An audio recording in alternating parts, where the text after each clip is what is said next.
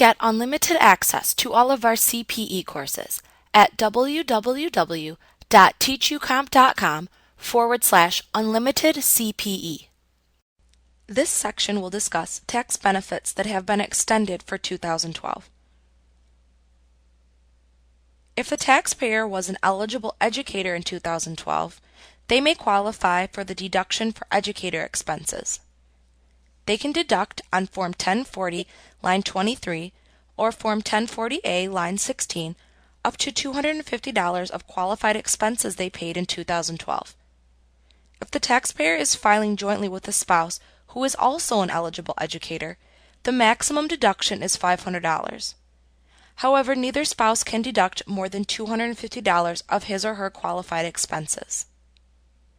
Please note, an eligible educator is a kindergarten through grade 12 teacher, instructor, counselor, principal, or aide who worked in a school for at least $900 during a school year. The IRS defines qualified expenses as ordinary and necessary expenses paid in connection with books, supplies, equipment, including computer equipment, software, and services, and other materials used in the classroom. An ordinary expense is one that is common and accepted in the educational field. A necessary expense is one that is helpful and appropriate for your profession as an educator. Like what you see? Get unlimited access to all of our CPE courses at www.teachucomp.com/unlimited CPE.